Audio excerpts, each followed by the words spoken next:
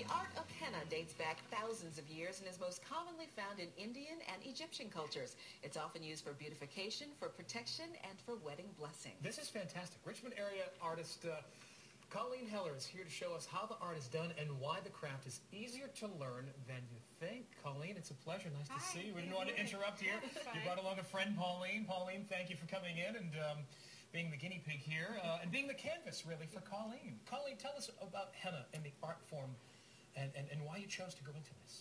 Well, henna is actually from the Persian word hina, which is the plant that it comes from. The Lawsonia inermis plant is a shrub that grows in warm cultures.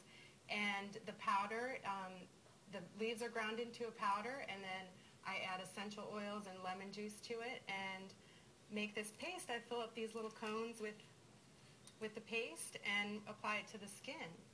Now I'm going to show people, if we can get a close-up of what you've been working on Pauline here, and then you have the same thing on the palm of your hand as well. Mm-hmm. Now, what's the difference between what you're doing now and what you've got on your hand? What's the time frame in that? Okay, so the paste goes on wet, and you can see it's shiny, and then it dries and flakes off, and the stain that's left behind is the actual tattoo or the design. So it comes off maybe bright orange, and then after about 36 hours, it'll look this color.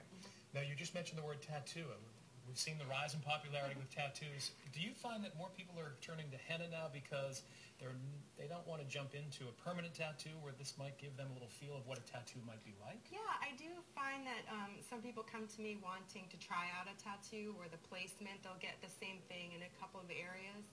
And it's only there for a couple of weeks, so they can try it out beforehand. So these do last just a couple of weeks or so. Yeah. Now, you were talking to us before the break about the difference between the color on what you have on the palm of your hand and what you have on the back of your hand. Explain that.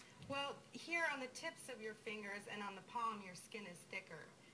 And as you get farther away from your hands, it gets lighter because the skin is thinner. So you have fewer layers to stain, to hold the stain, because it actually will penetrate the upper layers of the skin to make the stain. A lot of people, women particularly, might be familiar with henna from hair color because we use henna to color hair. Is that the same product that we're using? It's similar, but the body art quality is sifted finer, so it's like baby powder fine, so that when it's coming out of this little cone, it's not getting clogged. The twigs of the plant aren't clogging the tip of the cone. Now, any friends that come in that want to be a canvas, do you have a template here, or do you just kind of go? No, you're freestyling this. Yeah. You said you've been doing this for 12 years, but you're still learning the craft. Yes, right? exactly. Tell us why.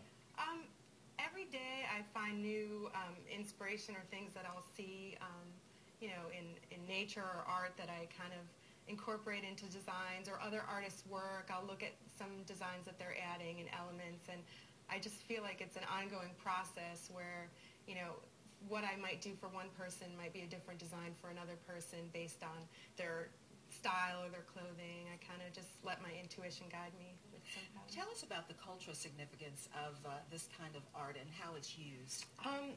Well, it's most predominant in Hindu and Muslim cultures for wedding celebrations. The Mehndi, or the Night of the Henna, Mehndi is actually the word for painting the intricate designs on the skin. That happens 1 to 2 days before the wedding, and typically it's women who get the designs applied, and the bride will get her hands and palms and feet done, sometimes up to the elbow or beyond or up to the knee, and it's for beautification, for good luck, for a long, healthy marriage. In some Jewish cultures, for warding off the evil eye, and just in general for a blessing. So. And with all of these ingredients, this is all natural, so there's really no harm to the body, right, inside or out. No, it's all plant-based, essential oils, and some artists, especially down on beach resorts, will use black henna, which is not really henna, it's black hair dye added to the paste, and it can be very dangerous. It's not meant for the skin, it's meant for hair. It can cause allergic reactions and scarring, so be sure that your artist is using natural henna, which looks kind of green when it's coming out of the cone.